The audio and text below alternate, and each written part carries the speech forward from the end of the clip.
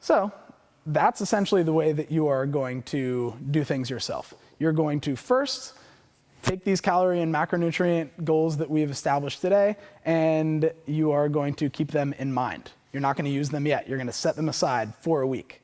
For the next week, you're going to download MyFitnessPal app, you're going to sign up on their website, and you're going to start keeping a food journal. See what your daily habits look like in terms of calories, protein, fat, and carb. Next week, after you've kept an entire week, I want you to go all the way through next weekend, because the thing is, your week and your weekend are probably going to be a little bit different because of your work and training schedule. So let's say next Monday, I want you to go into MyFitnessPal and you're going to change your calorie and your macronutrient goals to whatever we've calculated today. And then you're going to take a look at the last week and you're going to see, okay, where was I the most off? I recommend starting with protein, especially if you're off on protein, and you're gonna figure out what behaviors or habits can I implement in my life to make sure that I'm getting enough protein on a daily basis, and just follow that cycle. Once a habit feels second nature, or it feels automatic, that's when you don't know to move on. If you try to add too many habit changes at once, it's gonna get really frustrating. You're probably gonna have kind of like, it's like a traffic jam, you know? You're trying to add too many things. It's gonna feel difficult to add 4 things, and you might throw the baby out with the bathwater. You might just completely abandon everything rather than just narrowing in on that one thing. But even though I've given you this amazing do-it-yourself approach, there are some reasons that you might wanna hire a coach. First one being accountability. You know, this is the one that most people, I interview every single one of my clients after we're done, and I usually ask them, you know, what they found to be the most valuable, and most of them say it's the accountability of the coach. They're like, I knew what to do on my own for the most part, but you know, I would sneak an extra handful of nuts here and not put it in my food journal and convince myself that it didn't matter. And you know, the accountability is huge. And the thing is, that's a great reason to hire a coach. But again, if you want to take the do-it-yourself approach, you've got, what, 14 people in here who also are interested in making these changes. So, you know, you can also partner up. You can still get that accountability. It might not necessarily be with someone who's an expert, and that's why it's nice to have a coach. But you know, at least you get that accountability piece in. And MyFitnessPal is social, so you can actually add each other as a friend and check in on each other. Reason number 2 would be to overcome plateaus. The thing is, you might realize that you are eating this way and you're making good progress, and then all of a sudden you hit a plateau. And that's essentially what we expect to see with clients. The thing is, let's say that you are, you know, your pretty much maintenance level of calories is 1,600 calories. Let's say that you want to lose weight, so you're eating 1,300 calories. Your metabolism and your daily energy expenditure is gonna start dropping towards that 1,300 level, and when it hits it, you're going to essentially hit a plateau. Then the only way to drop is to go lower, and we don't want that cycle to happen because then you can cause some permanent metabolic damage. So I recommend, if you are aiming to either lose fat or gain mass on whatever plan you've put out here, you only do it for about 90 days. That way you don't have that permanent metabolic adaptation before going to calculating whatever your maintenance would be and going towards that. But working with a coach, you know, we can help people overcome plateaus because we understand essentially where you are at in your cycle of either fat loss or mass gain or maintaining things. You know, we also can give some more specific advice about, you know, should you just increase your training versus decreasing your food intake, or, you know, what type of lifestyle factors might be affecting you. You know, maybe it's your sleep, maybe it's your stress levels, all these different type of things. So we can help you identify what might be causing that roadblock or that plateau.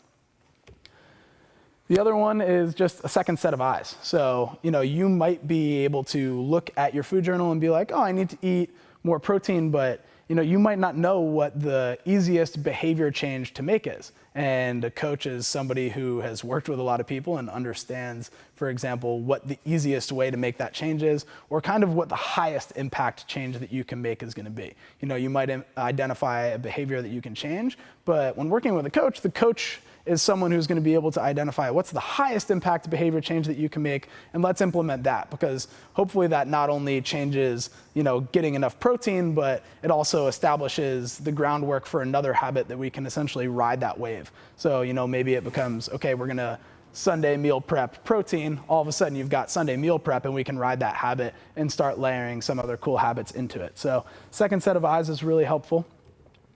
And then also long-term goals. So if you've got some really long-term goals, the thing is you're gonna want to understand, let's say, if you've got a lot of weight to lose or a lot of mass to gain, it's gonna take some time. I usually tell people, if you're a guy and you're losing between 1 pound to 1.5 pounds per week on a fat loss diet, if you're a woman and you're losing between 3/4 pound, maybe 1/2 pound and 1 pound per week, that's a relatively healthy rate of fat loss. If you're going above that, you're probably not eating enough. And if you're not quite reaching that, then there might be some other issues that having a second set of eyes can help. But really, you don't, like I said, want to stay on that fat loss or that mass gain for a long period of time. So having a coach is someone who's going to essentially let you know when you need to stop gaining mass or when you need to stop losing fat, how to kind of recover from, because it is essentially a diet, it is a stress on your body, so how to recover from that, and then when it's okay to, again, lose fat or gain mass. So those are some of the great reasons to hire a coach. If you're interested, you can hit me up for a initial consultation to learn a little bit more about working with the Beyond Macros coach. Just email me at matt@beyondmacros. This is the important one. I'm gonna start going live on Facebook and just talking about different nutrition topics on hopefully a weekly basis. So if you like Beyond Macros page on Facebook, then you'll get notifications about when we're gonna go live. And the cool thing about Facebook Live is that's up there forever. So after the live broadcast is done, you can check out some of the stuff that we've done as well. We put out some funny memes and some nutrition stuff on Instagram as well, if you wanna follow us. And then also we have a website where you can sign up for the email list, and then you'll get a little educational series similar to what we talked about today, but you'll also stay in the loop about anything else that we're doing currently. I wanna turn it over to y'all and take your questions. Jamie. So, question for you. What's up? When it comes to your meals, how do you feel about snacking? So, do you believe in 3 square meals a day with 2 snacks? Do you believe in 5 meals? I know it's different for everyone, but take a typical CrossFitter. That's something that I kind of struggle with, is knowing exactly how to do I eat a big breakfast and then wait till lunch? What do you think about that? So it all depends on the person. So if your current template is 3 square meals, but you find that you're very hungry at the end of the day because your last meal ends at 5 and you go to bed at 11 and you're going to bed hungry, and maybe that leads to some bad choices later in the night, then maybe you might want to shift some things around later in the day. It's really about identifying what your habits are, where some of the breakdowns are, and then how to change it. So, it's not, I'm not like, oh, you need to eat 5-6 meals a day. It's all about, okay, where are you at and how can we change your habits to be the most conducive of your lifestyle? Because the thing is, we don't want to create a program where here's the program, and no matter what shape the client is, we try to force them into that program. We want to take the client's shape and kind of mold them into the best shape that they can be, So that's how you want to kind of think about things. Yeah. How do you feel about supplements? The SFH versus Progenics versus all that stuff and the timing of it. If you buy all the stuff, it's expensive. SFH I think tastes terrible.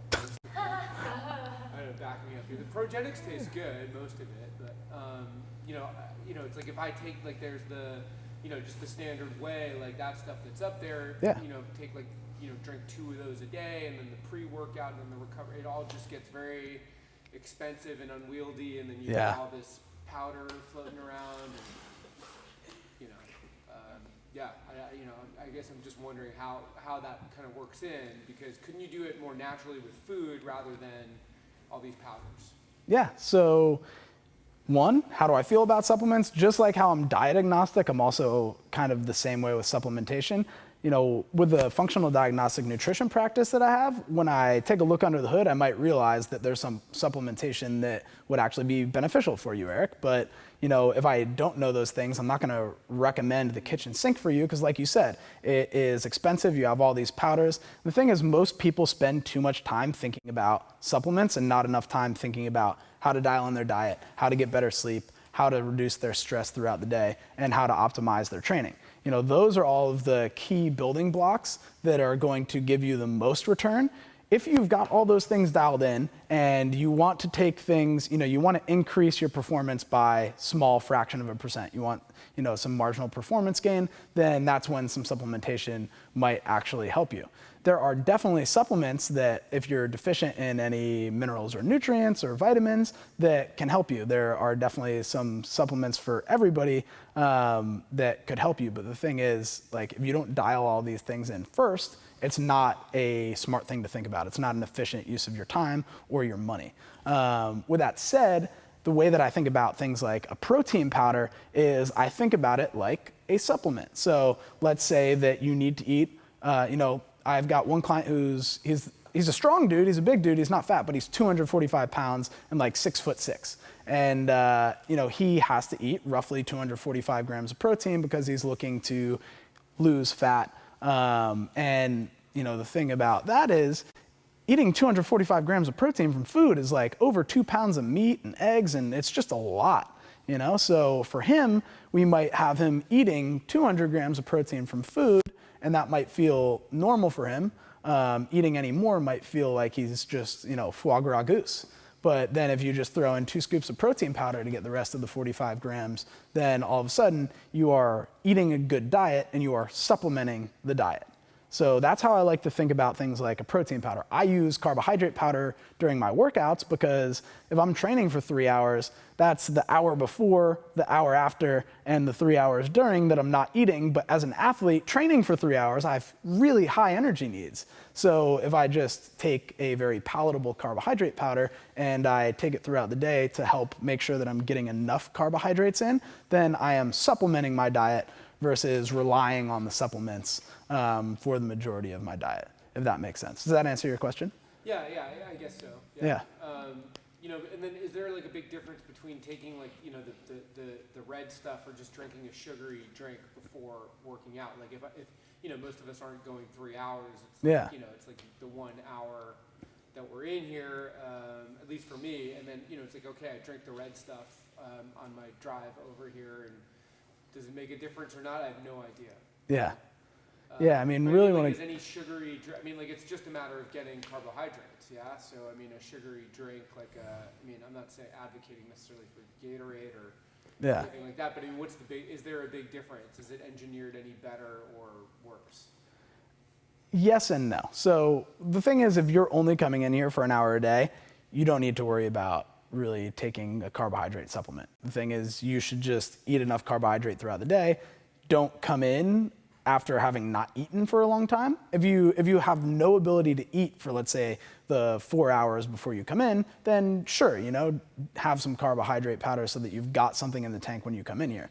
But if you have the capacity to eat like a piece of fruit or have a meal a little bit closer to the workout, then, just get it from food. Don't worry about the supplement, especially, if your goal, for example, were fat loss, and then all of a sudden you're adding in a carbohydrate supplement. Well, that's 200 calories of no vitamins and minerals that you're going to have on already a calorie deficit. And that's just a waste of calories and carbohydrates, because those carbohydrates could have came from a fruit or a vegetable that's going to have vitamins and minerals in them that is going to be important, because on a calorie deficit, you're probably not getting enough nutrients.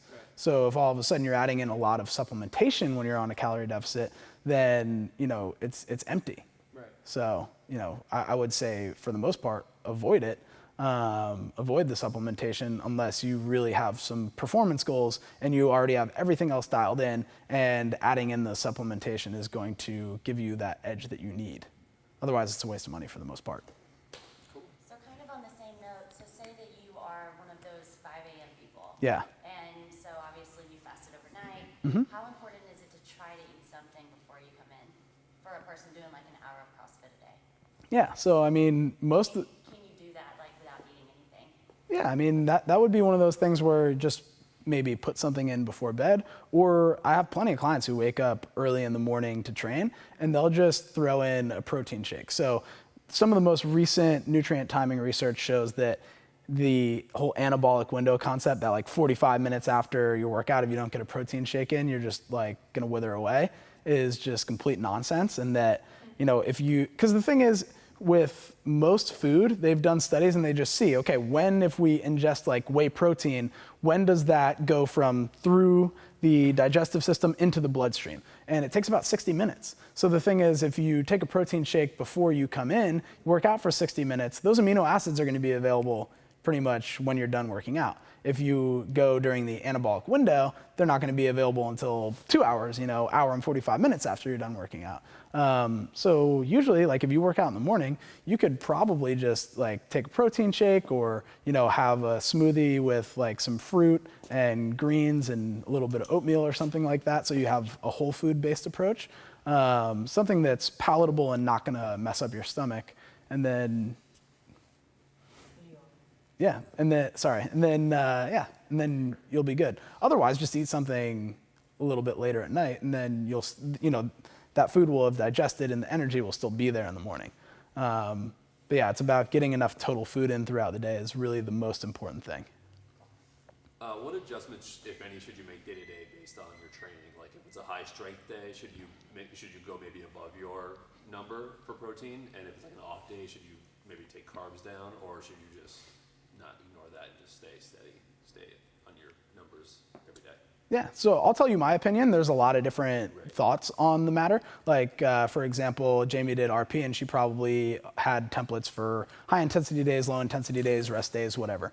I'm not an advocate of that approach because I find that to be what would be like a disordered eating pattern for the most part. It's similar to like, I overate yesterday, so I'm going to undereat today. It's a disordered eating pattern. It doesn't allow you to get in a good rhythm with your habits. I'm more an advocate of keep consistent eating habits day to day, and then you essentially, if you stick to those habits every single day, those habits become second nature.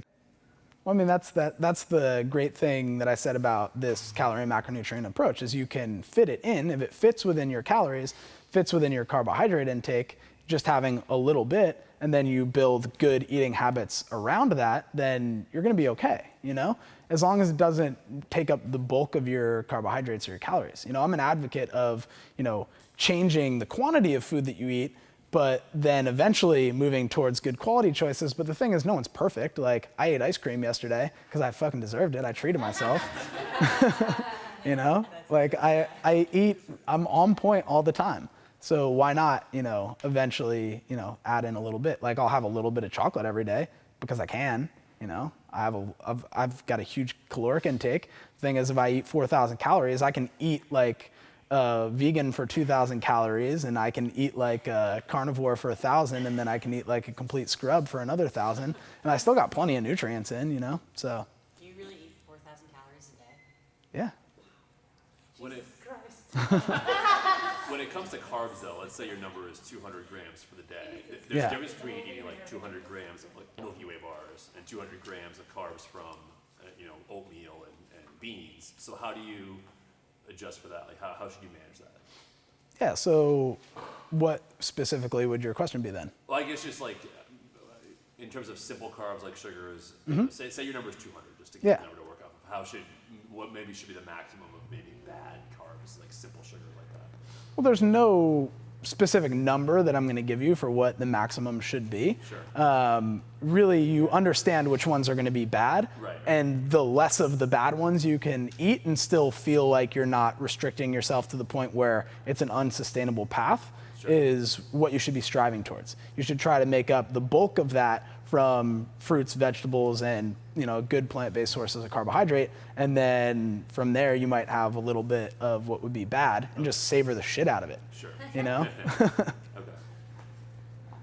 Because I don't have 4,000 calories a day to eat, Yeah. so I can't have a lot of screw-ups during the day like Yeah. you do. And picking I don't have a lot of screw-ups, by the way. I am always on point except for yesterday and like one square of chocolate. But anyways. Even if I can't. Yeah. 1,600 calories, I can't do that. Otherwise, I'm done. Yeah. And picking up on your example that you throughout the talk you were giving about the breakfast with you throw in 2 eggs and then the bacon and then the fat goes up so quickly and you're gone for the day. So what would be a good source of fat for breakfast? An example, one. Eggs. A good source of fat? Eggs. Not fat, Oh. protein. Protein and Oh. no fat. Well, just change your mindset about what breakfast is, and you like. I ate chicken at breakfast today. Okay. What's wrong with that? You know, it's yeah, exactly. I mean, it's like delicious. You can have some chicken with eggs. You can have like, I'll do usually like some chicken, sun-dried tomato, and like zucchini noodles, for example. Like you can eat lean meats and fish and things of that nature at breakfast. It's not like you have to only eat eggs or bacon or sausage or these things that are considered breakfast foods. Like chicken is still palatable in the morning. Good foods that you can eat at lunch and dinner are still palatable in the morning. Is chicken the king of the lean proteins? No, it's just a very lean one. The thing is, you can do like game meats, for example. You can do like lean bison. Oh, wow. Okay. Yeah, I mean, you can get some leaner ground meats. Even a 90-10 ground meat is going to have a little bit more fat. You can do fish in the morning. You can do like smoked salmon, for example.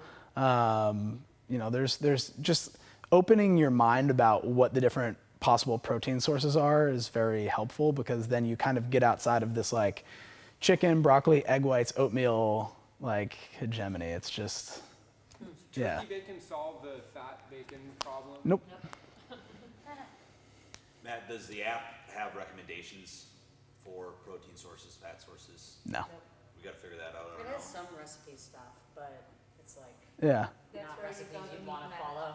Yeah. Because when I think I need a protein source, my brain goes like, I'm gonna be eating chicken every meal. Yeah. Yeah. I don't necessarily want to do that. Yeah. Okay. Just look at the meat case and then just be like, I mean, for the most part, like, yeah, chicken is very lean.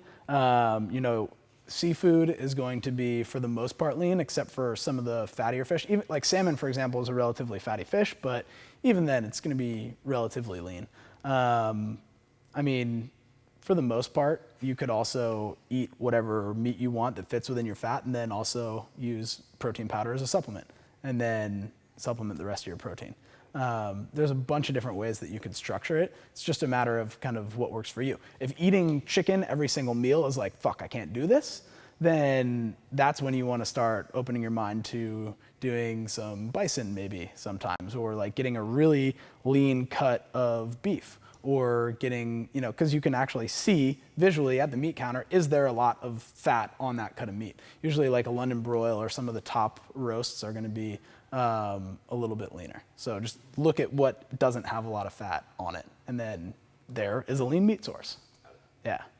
See, shellfish is really good too, if you're into like scallops, for example, or yeah, another good source. Saw another hand up.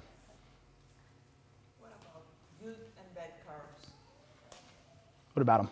Yeah, I'm always listening that you can't eat English potato. It's not a good carb. You have to eat sweet potato.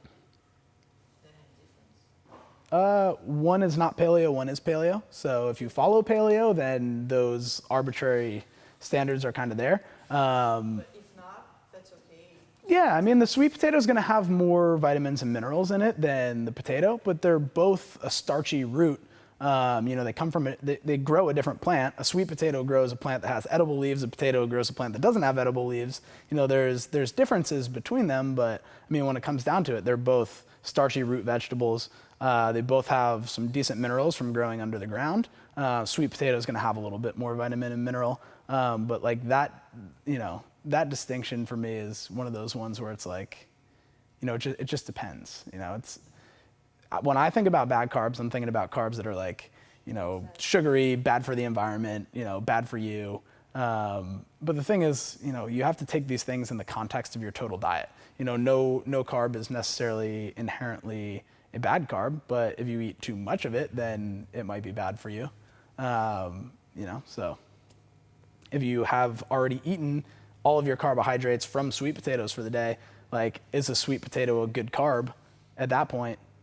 No. If you eat another sweet potato, then all of your carbohydrates come from sweet potatoes, and that's not the best choice. There's a million other plant-based carbohydrates that you could eat that are going to have a different vitamin and mineral content that are going to be a better choice for you, because you've already eaten so much damn sweet potato. So you have to think about things in the context of your entire day. Yeah. Anybody else? Cool. All right then. Well, I hope you enjoyed the talk. Thanks, Matt. You're welcome.